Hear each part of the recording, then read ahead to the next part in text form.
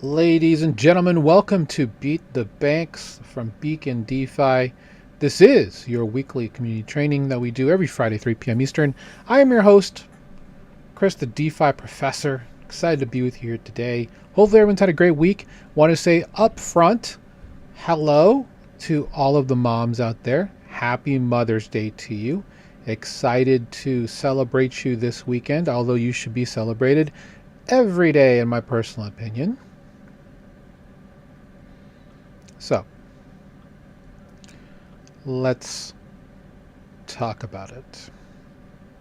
So today's show, if you can see the topic, we're going to talk about what is MegaETH and an intro to quantum preparedness. We're going to be talking about this it's an ongoing series because I think being quantum prepared is important. We have, what I will say is we have multiple people who have been on the show, multiple people in the network who are very much in the know on essentially what is going to be needed to be ready for the next wave of what will be a very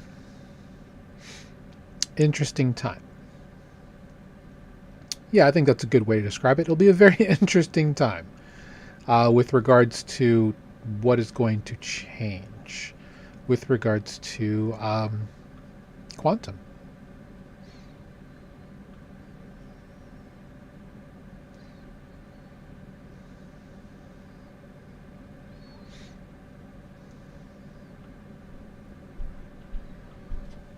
One second.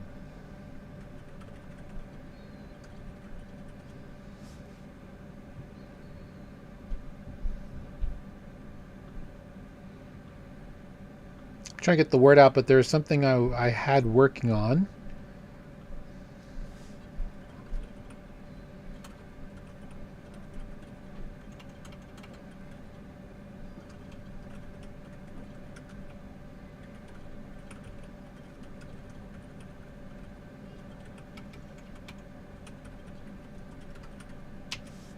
Okay. What was I doing? I was getting the word out to all of our audiences on Facebook. By the way, I need 100 followers on Facebook, so follow me on Facebook at the DeFi Professor. Just look up the DeFi Professor, you'll find my page. Please follow, and then we can get to, to sharing. We can get to live streaming there directly. So put this in.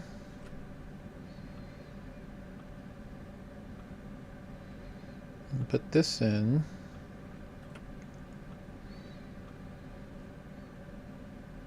But overall, the markets they're okay, right? They're kind of they're doing pretty well. They are they're handling them. All things considered, the market is being fairly resilient, right? In fact, let me go ahead and pull up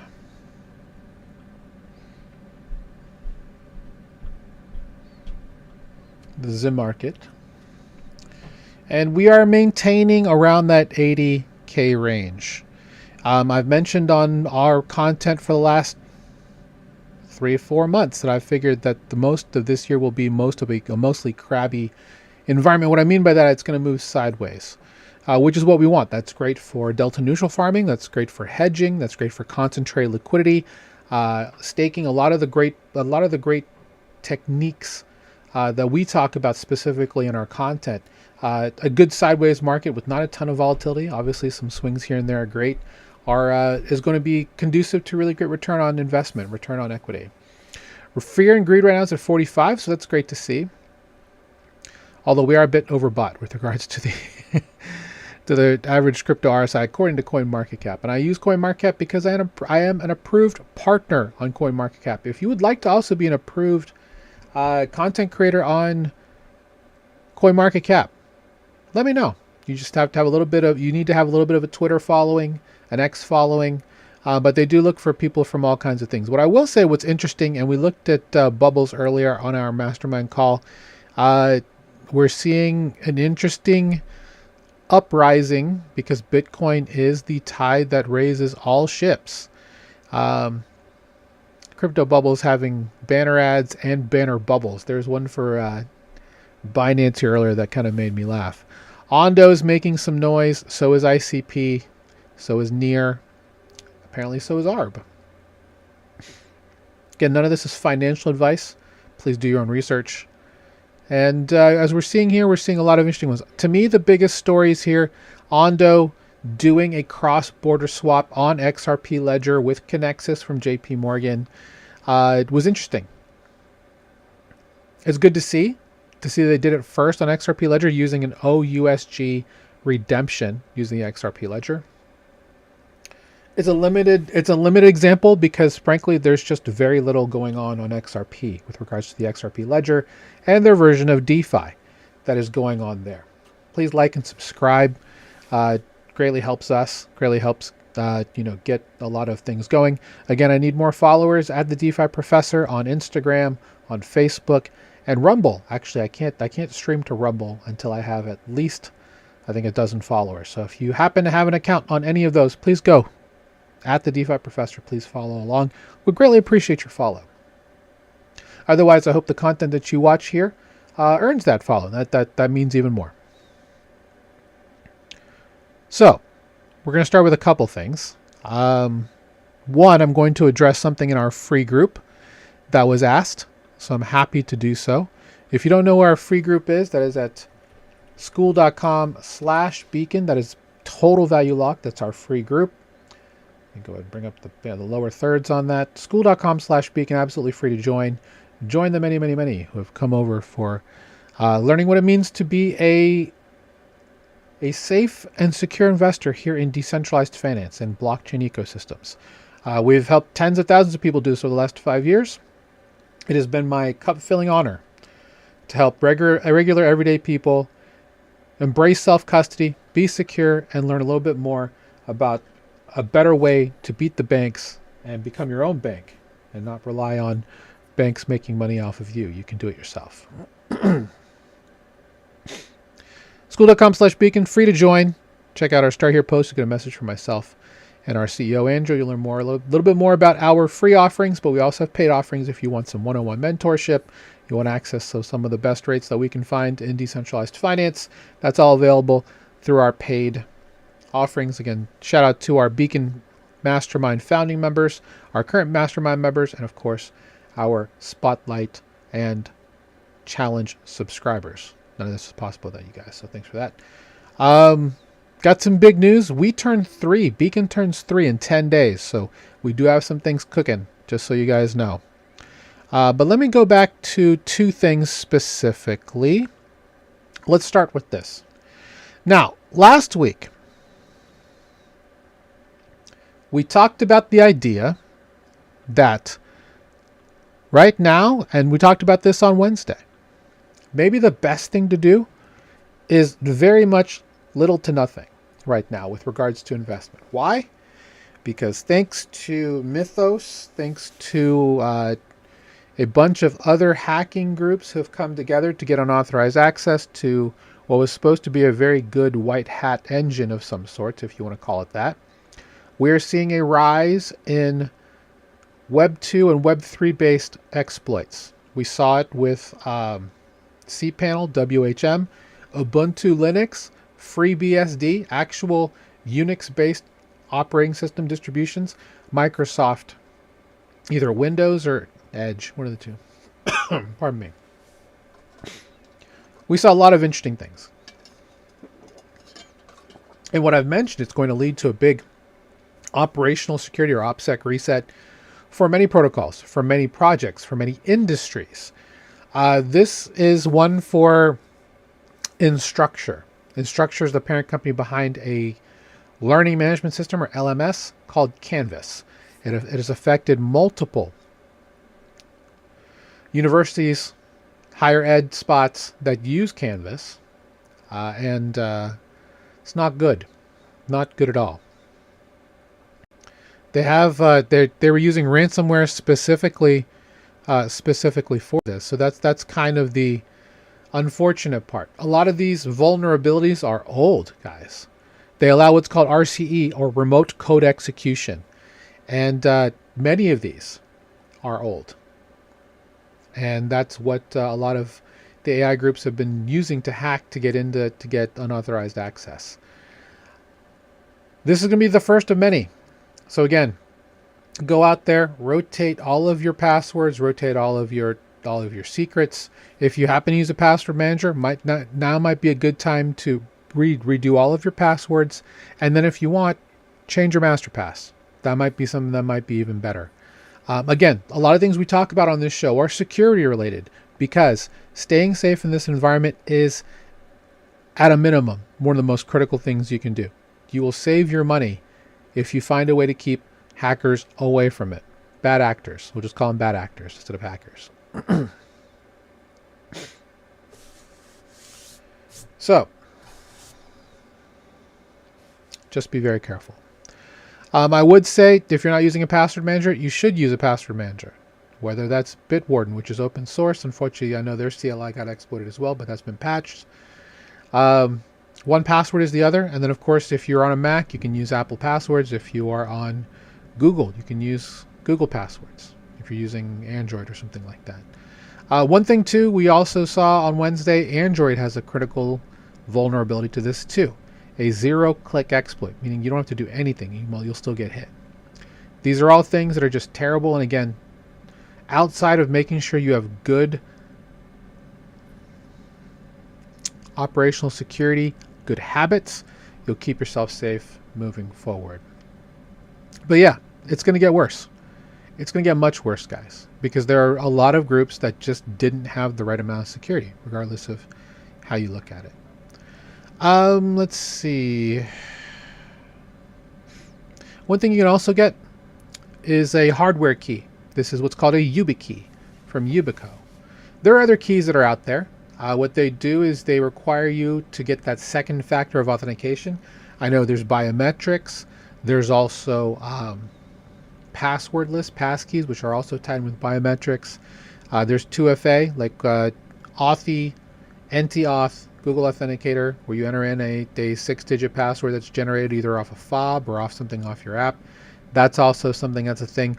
These are also can be used to either replace that or in parallel with it, I guess would be the way to describe it. But what you're doing here is you are actually you're just plugging this in and pressing the button, and then it's good to go. Now, to all those who say that seems like a supreme pain in the butt, security is meant to be a pain in the butt. Why? Because bad actors are not going to go after you if they have to jump through hoops. This hardware key, absolutely an easy way to keep hackers at bay, because they need to actually literally have the device in order to do that. Now, something we've talked about in my 2026 Keep Safe video. You're welcome to go to my YouTube channel or just look back to look towards that. Is that $5 wrench attacks are a thing. What does that mean? That means that if you are showing any reason for attackers to know that you have money, they can physically come and attack you. Like if you had this on your keychain, take your keys and force you to do something. People have done that. People have gotten kidnapped. People have had their families targeted. It's all very unfortunate, but you got to be safe. Simple as that. And if you rotate things regularly, that makes it much harder for bad actors to go after you. Now, they have multiple different keys. This is the UBCC NFC. What I will say is these are not the cheapest, and we'll prove that to you. If I just go to Amazon, and make sure if you get an actual YubiKey from the company. Don't go with a third-party reseller.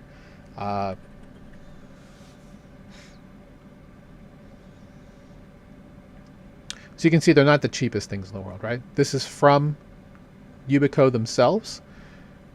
But the peace of mind that you get, and $30 I don't think is a bad deal for this.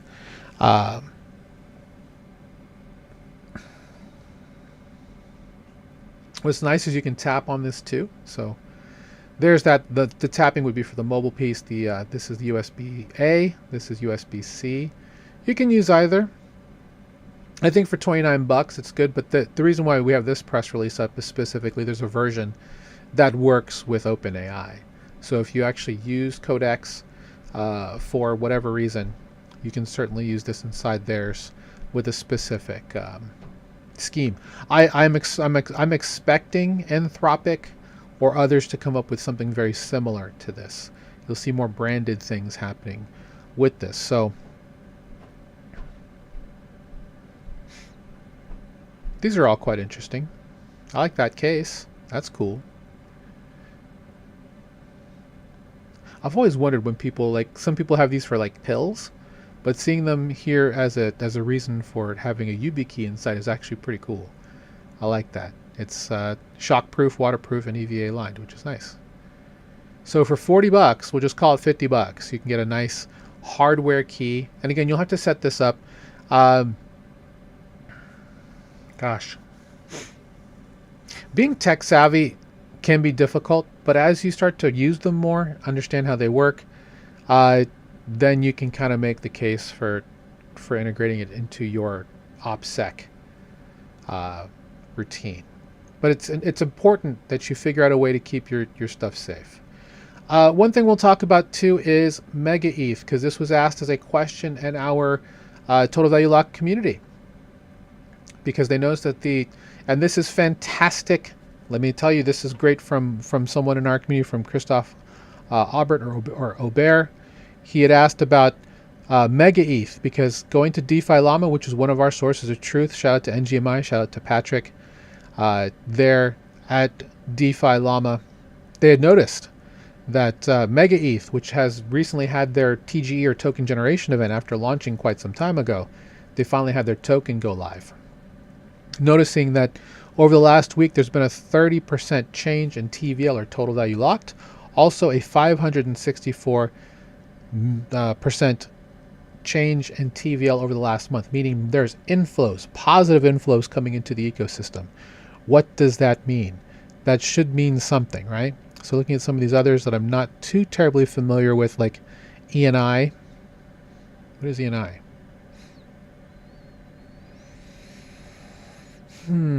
Oh, is this the eGas chain? Okay.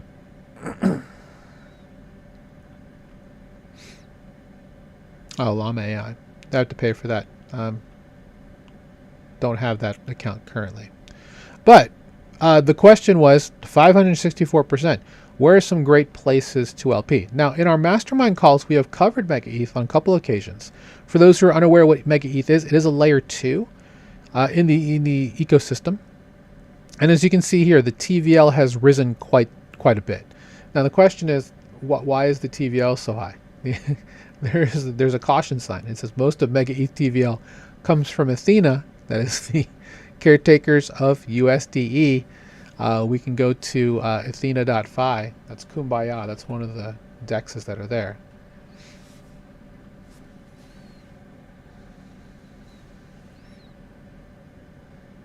And they of course have USDE. They apparently dumped a lot of TVL, its balance sheet, into Aave, would be my guess, because Aave is the only thing that would have enough TVL to really accommodate that. So the question is, where can we LP? Well, there's not a ton of places here. So part of the KPIs, because they had to hit KPIs in order to go live, they had enough protocols who went to mainnet at the same time in order to have that happen. So yeah, that money coming from, what it was to now 733 million. The answer is clearly Aave. So there's that. But some interesting things that we found, and if you've ever been through any of our content, that GMX is one of the first protocols that we have. I didn't realize this, but GMX actually has a MegaETH wallet-only experience, which I think is interesting, in addition to Avalanche, of course, which was one of the original, as well as Solana, which is completely separate, and also Botanix, which is a Bitcoin layer 2 that is kind of having some issues from a TVL standpoint. Regardless, they actually have a market here with pools for not too many pools. They just, again, they've just started. So they have one here for the perp dex for Mega USD. And these are V2 pools, which means that your liquidity is going into the trading pair. So the ability for traders to come and use GMX, or specifically to trade Mega, which is the coin that is at the center of MegaETH. They also have USDM, which is their stable. That's what the pairing is here. USDM here specifically for it. It's definitely a way to get started. Now, only 1 million in TVL. That's fine. 6.39% for the fee APY. Again, that's also fine, because you probably won't have a lot of places where you can actually earn for holding Mega. And what you would do is you would deposit your Mega or your USD in here, and then you would earn passively with fees based off of the trades that are happening, because your liquidity, again, there's only 298,000 in here. The liquidity that you're providing for Mega, investors to come into, well, if we just go to trade, as you can see, they have longs, they have shorts, because this is a perp dex. Remember, and we've gone over what perps are here on this call. Feel free to go back and check my Twitter account or check the YouTube account. Specifically for Beacon DeFi to learn more about what perps are. And essentially they are an option that is found in DeFi. The difference is that with perps in DeFi, they have no expiration date.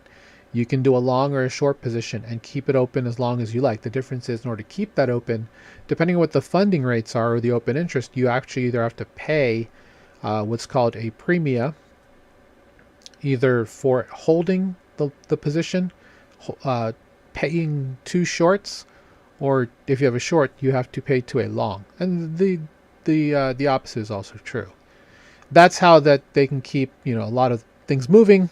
That's how you would actually keep those positions open. But with regards to perps, because it is just exposure to a derivative synthetic asset, you're not necessarily holding it spot, but you being in the liquidity pool, as we'll just use the casino reference, as part of the house, you now benefit when the house benefits. So you are profiting off of trader P&L.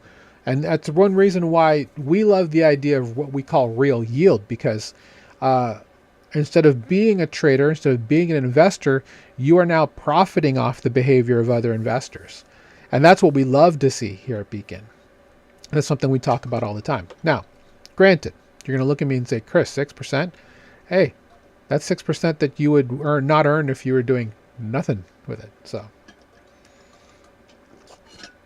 annualized APY, 12.88%. Now, something to keep an eye on, because if MegaETH continues to build and continues to do good things, and they are backed by multiple angels, Vitalik Buterin, the co-founder of ETH, being one of them, this could be a good sign. Now, they are fairly young. Let's not act like they've been out for years, because they really have not been out very long. But one thing they do have on their side is infrastructure. They are meant to be what's called the real-time Ethereum chain. They are a layer 2, just so you guys know.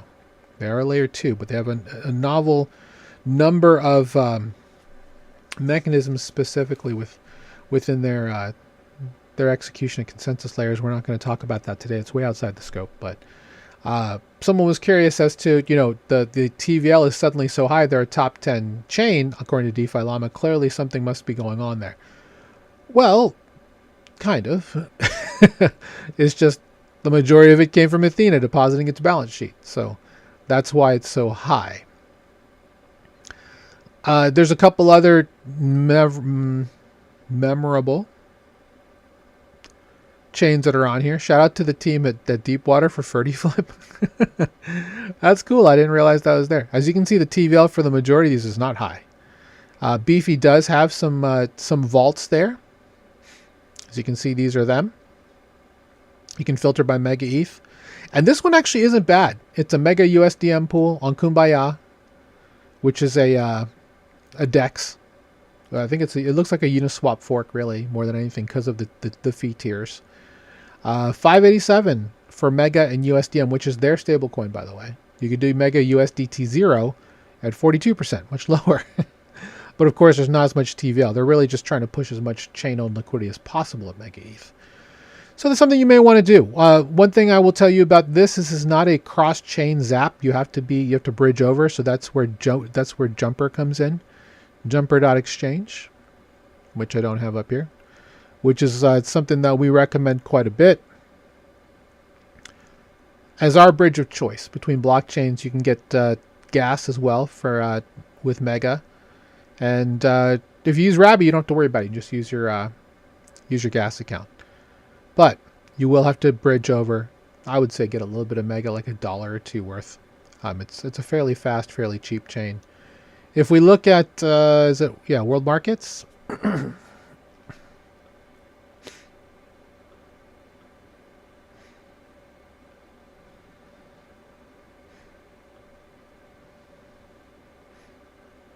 Are they not going to let me do this without opening my Rabby?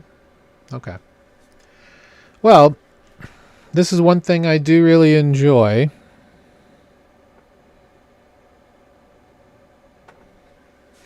Is being able to open with my passkey.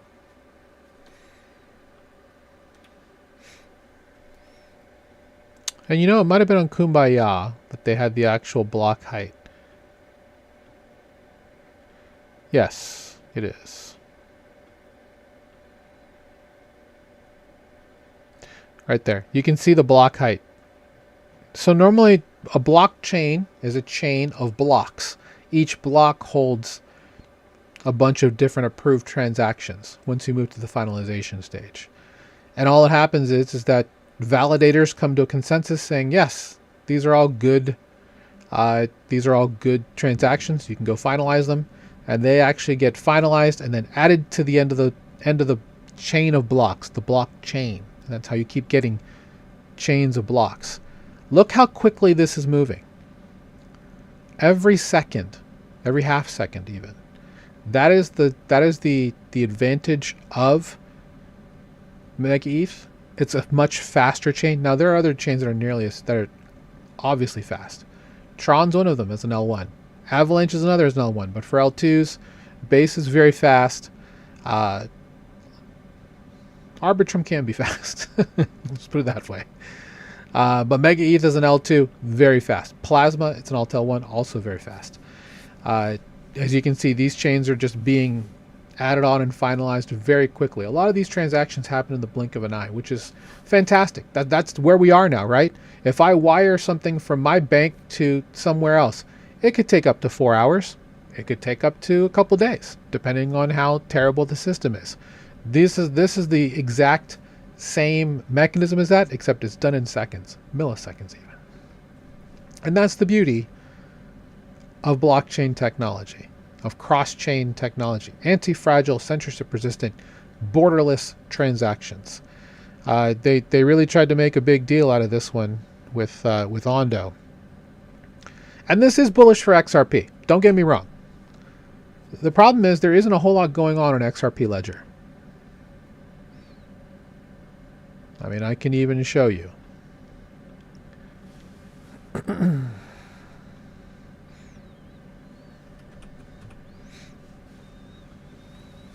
there's XRP Ledger and there's even an EVM sidechain. There just is not a whole lot going on. The chain fees, 24 hours, 761. Chain revenue, same thing. App revenue. Now, DEX volume is okay, 5 million. But with regards to fees that the chain's making, it's not very much at all. As you can see, the majority of the funds here are with Ondo, which is an RWA company doing tokenized T-bills.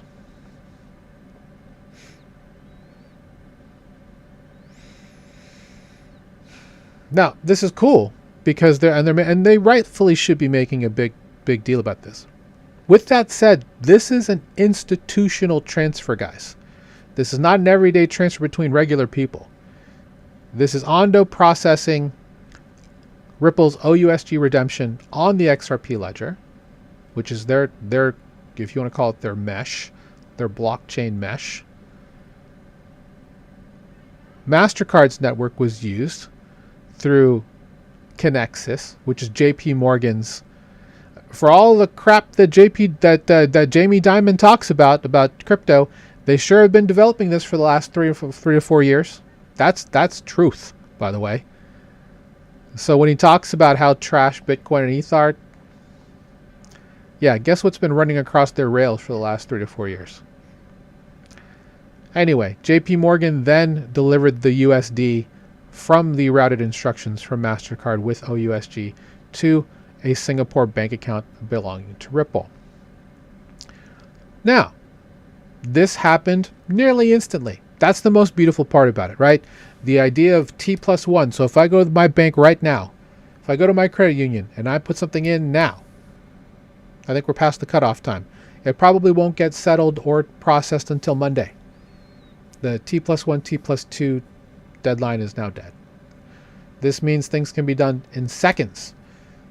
And I know people still say crypto is funny money. Guys, this is not funny money. This is real billion, almost trillion-dollar companies doing this in front of your face. They're already mapping this out. So you just proclaiming that it's not real, you're just going to be left behind. That's fine. You can continue to live in that era if you want to. For the rest of us who want to become our own bank and don't want groups like this to be the ones making money off us because of self-custody and all of that type of stuff, in a world where we custody our own assets, we own our own data at some point, especially with like citizenship data, digital identity, no more companies making money off of us without our consent. That's the world that I want to live in the future. And that's what the foundations of this is going to provide, right?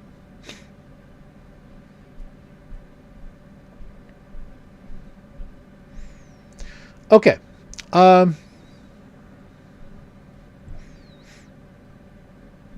It's 2:46. Let's talk a little bit about quantum preparedness. So like I mentioned at the top of the hour, we're going to be in a world where quantum was a little bit the talk of the town, talking to our friend Logan Fulcher, president of the Nebraska chapter. Nebraska, that's not correct. The Nebraska chapter of Stand With Crypto. I am an ambassador now, I guess. I think I have the hat for that. For the Omaha, Nebraska area for Stand With Crypto. A lot of suits were in Bitcoin, at Bitcoin Vegas. Now we're going to Nashville next year. I should be there for that. Hope to see you, as many of you there as possible. We can talk shop, chop it up, whatever you want to do. A lot of people are talking about the quantum problem. And what do I mean by the quantum problem? Well, if you've never heard of a quantum computer, and let's do a quick search for quantum computer, right? Let's go to news. Yeah, sure, we'll go to news.google.com. Quantum computing.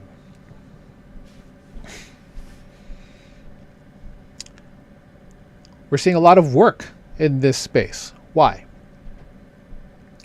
Well, if you're familiar with the idea of, let's just say a Raspberry Pi cluster. A Raspberry Pi cluster, a data center, clusters of computers working together to solve problems, right? This is a cluster that's made out of small single board computers called Raspberry Pis. You can use this as a really fun way to run server environments, really fun ways to maybe possibly do AI things, because you can hook up actual GPUs to this stuff. One thing that my old roommate in college at the University of Florida, shout out to you, Greg, he worked for multiple companies working on throughput, like how much throughput, how much data could they squeeze through pipelines with multiple groups and banks of computing boards in multiple competitions. For example, when you hear about computers that can actually predict the weather, that's stuff like this. And this is a very crude example, but they have rooms full of giant cases of boards in there, all crunching numbers, trying to figure out based on probability, based on movement of clouds and atmospheric conditions, can they figure out what is the temperature going to be in your town tomorrow? Right? I know that's a crazy regular, I guess, example, but to give you an idea, a model of what that looks like, takes gigantic rooms of computers working together to try and figure it out based on different parameters. A quantum computer is something similar, except most of them, where is Google's? And IBM has one as well. I think it's called Willow. They look like upside down wedding cakes. You see this one. And it's funny that I pulled up this. This is the article that started it all. So this is IBM's. So Willow is, I believe is Google's.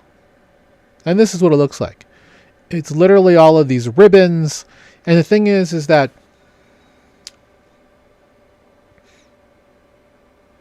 each of these, for the example of the where's my Raspberry Pi cluster? These are all kind of, each little thing is, they're all working to try and figure out one or two parameters. A quantum computer can just do them all at the same time.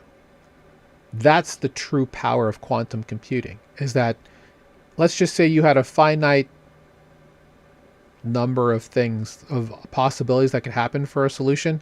A quantum computer can go and solve them all at the same time.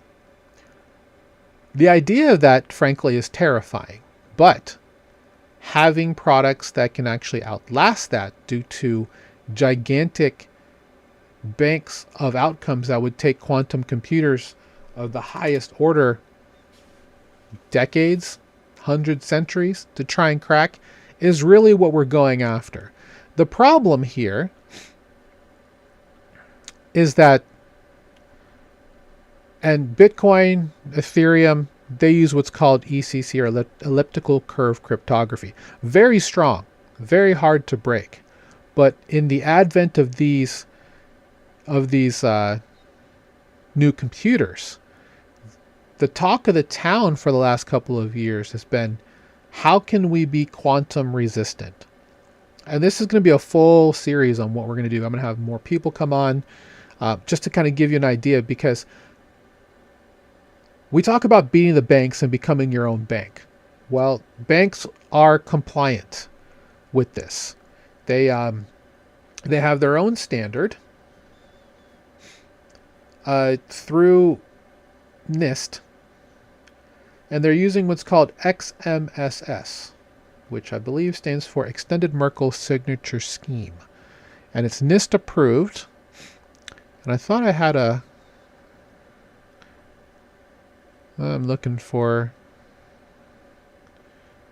thought I had something here specifically on it, but maybe I took that away.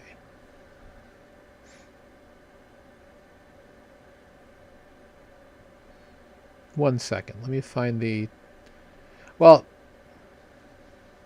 regardless, it's a PDF. I had the PDF up here. I must have taken it away for some reason.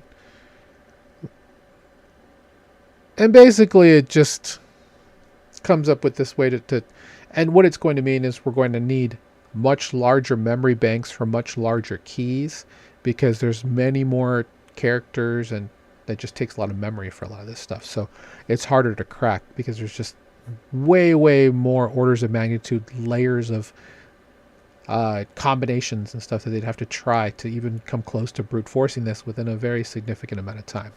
That's what the whole quantum resistant piece means. So right now, so there's 21 million Bitcoin. There's only ever going to be 21 million Bitcoin.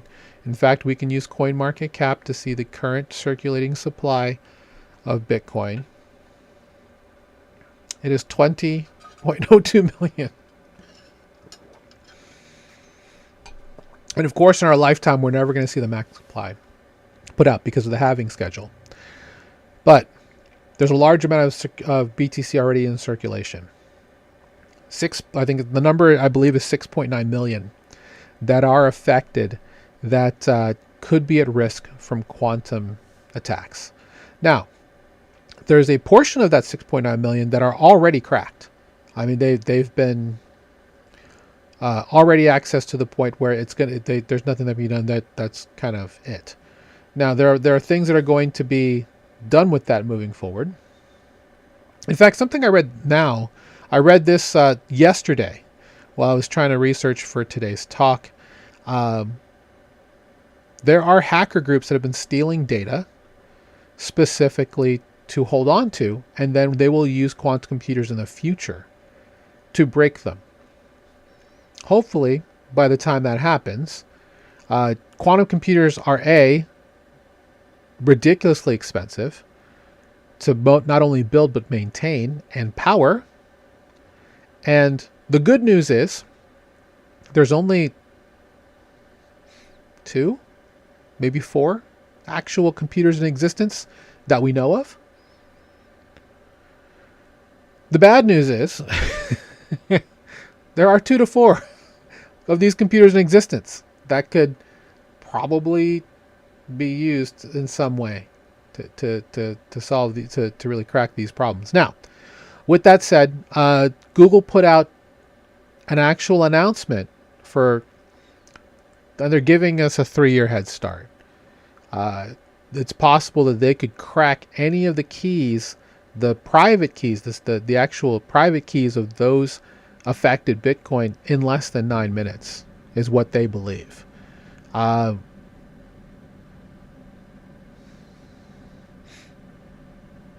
The idea is that it could require fewer than 500,000 physical qubits on a superconducting quantum computer, which they certainly have here, by the way. That is a 20 times reduction from former estimates. Now,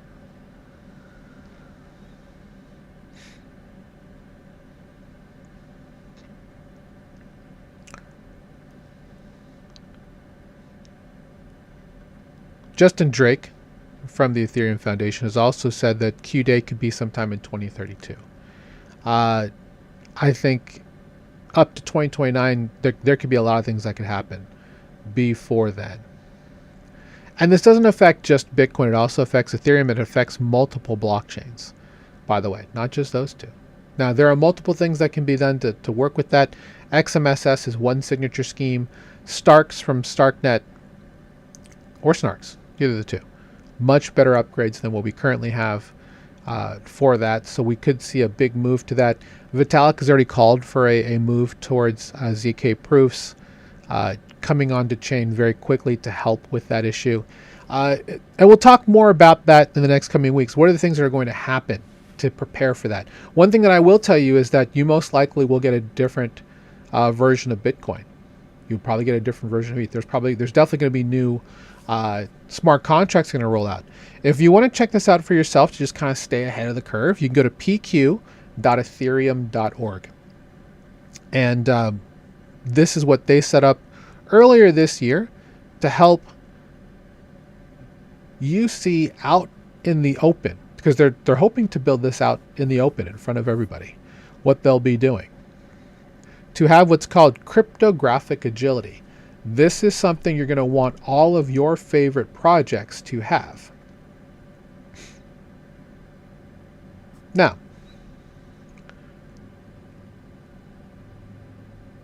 we also need to limit how many companies can build quantum computers.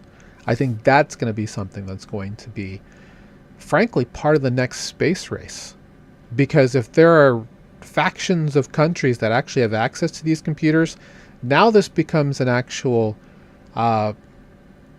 national security threat, would be the word I would use.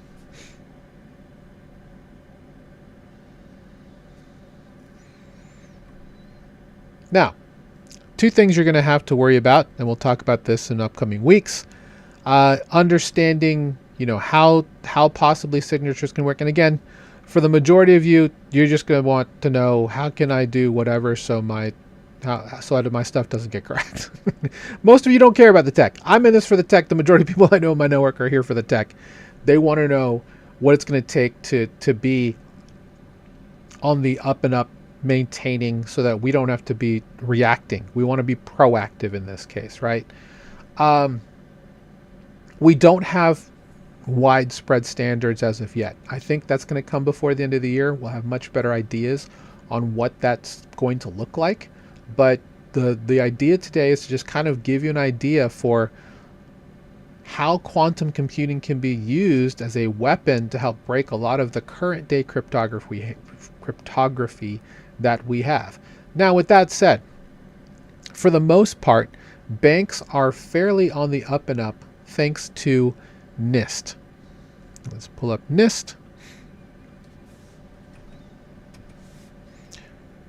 which is the National Institute of Standards and Technology. They have specific standards for PQ. And this is something that happened, well, multiple years ago. But let me go to this one. And again, you go to nist.gov specifically for this. NIST has come a long way from just, daylight savings time and time zones and UTC. I know that's a very crude example. But the idea that we are in an era where quantum is probably the most important priority for them behind the scenes is frankly a very exciting, it's an exciting time to be in this space. Whether you're in cybersecurity, whether you're in cryptography, mathematics, data science, this is all in the bag, guys. Stuff you're going to have to look at. How that's going to work. How, from a data standpoint, you can just gum up the standard well enough so it's going to be very hard to get around. I'm not saying it's foolproof. There's going to be this is going to evolve, but the point is the current methods, while great and cryptographically secure, are not protected against talented computing architecture like quantum. And that's why there's going to be a move. And if you look here, if we look at the roadmap, the idea is that we're going to have a new PQ key registry, pre-compilations of post-quantum or quantum-resistant signatures, attestations, real-time CL proofs, lean VMs for data, blobs and SIG aggregation, specifically for making that data quickly available and retrievable, and then full PQ consensus transactions and sampling. This is a longer term thing. This is going to take some time to get to. This here is going to take some time to get to. So just know that in the future, we're going to be in situations where that's going to change. What can you do as a user right now? I would say that the best thing for you to do while you wait is to get a good hardware wallet for cold storage that never touches a blockchain, that you can use with like an off-ramper or a CEX to then move any idle crypto that you plan to hold. As you talk about, as you know from our content, we have long hold assets, medium hold, and medium and high risk, and just short-term assets. If it's an asset that you have high conviction in, that you're just going to hold for 5 to 10 years, put it into cold storage. I would say that's probably the best thing to do anyway with all of these security issues we're having behind the scenes. The majority of the hardware wallet industry should be one of the first to adopt any quantum kind of issues that are going on, any upgrades that are going to happen. So that should probably be the best way to go, in my personal opinion.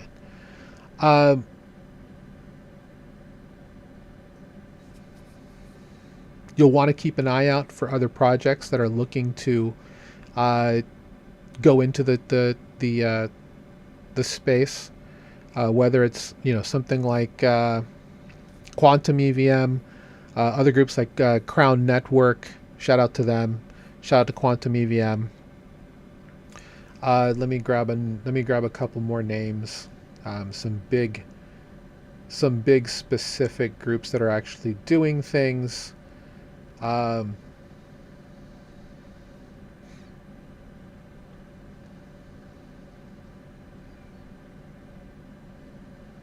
Everything is pushed down because of all the groups that are going on, all of the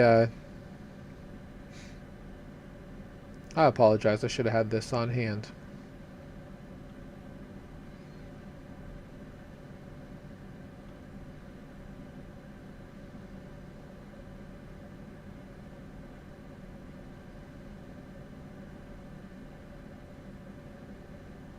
Logan, if you're out there, give me the name.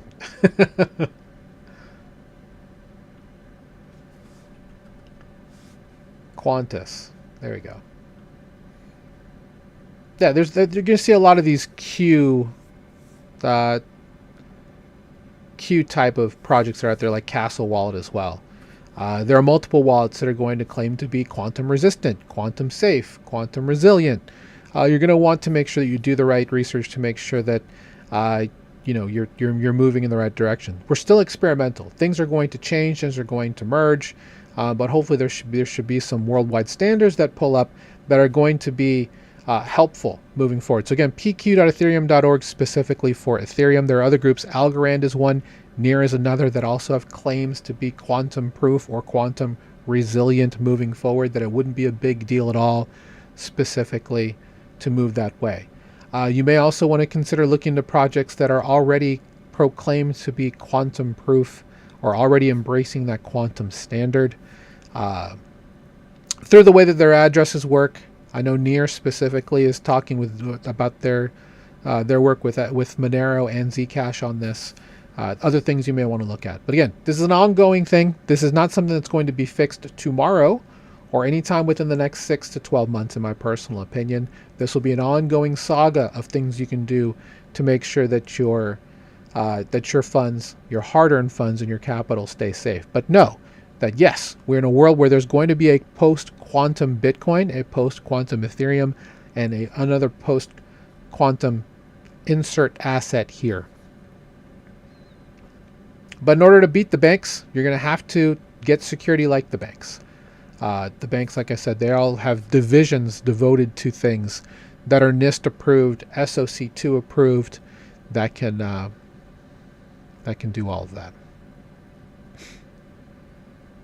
That's it. That's it for Beat the Banks this week. Sorry for the late start. I was getting some things ready to talk about this that didn't quite come to. I had a whole deck that I was actually working on to specifically work on this. One thing too, this is a matter of national security. So, like I mentioned with NIST, they do have standards. They do have government. They do have government backing and government initiatives. Because this isn't just going to be an everyday person issue. This is going to be something that's going to be important to whole enterprises, whole nation states. You're going to want to be in a situation where you can't be attacked by the likes of, let's just say, North Korea for now. But multiple groups have created projects in response to what's called Q-Day. There are ledgers that are already quantum resistant that use different types of techniques for finalization, for state management, for how keys and transactions are decrypted, one-time use type of things. At the end of the day, you're just looking, whether it comes to blockchains, it's still just a chain of blocks, right? But what that definition could be different. I mean, there are groups like Nillion out there too that are not blockchains. They're blockchain adjacent because they're clusters of data that are loosely held in a database like file system, if you want to call it that, and it's blind. The computer is blind in terms of how all of that's found. I could go into it, but there's a whole lot that's out there. So better off just doing the research if that's something that you're interested in. Or you can, of course, you can tune into this series that we're going to be doing specifically on quantum prep, because being ready for quantum, I think, is going to be a very important part of the narrative moving forward, because it's coming, whether you like it or not. For all of you who are Bitcoin maxis who think that Bitcoin can't be hacked, guess what, guys? There's already 6.9 million that are already earmarked to be completely boned. So I apologize to those of you who are holding any of that 6.9 million, but it's time to essentially get ready for the next edition of Bitcoin that's going to be quantum safe. And yeah, if you want to check out the NIST website specifically about quantum networks, it's a really face melting read. I'm not going to tell you that it's a fun read, because it made my head spin to a degree, because I was like, okay. But it's going to be a good upgrade, right? It's going to be a great upgrade for all of these different groups who are going to be upgrading to things like this, so that it is now going to be crypto. I mean, when I say crypto, I mean like cryptographically secure. It's going to be unreal how hard it's going to be to crack when this stuff like this. And that's what's the beautiful thing about DeFi, is that DeFi will evolve and iterate into this technology to just be this fantastic, I'm not going to say hack proof, but very hack resilient network of infrastructure that's already fairly resilient based on everything that's currently happened.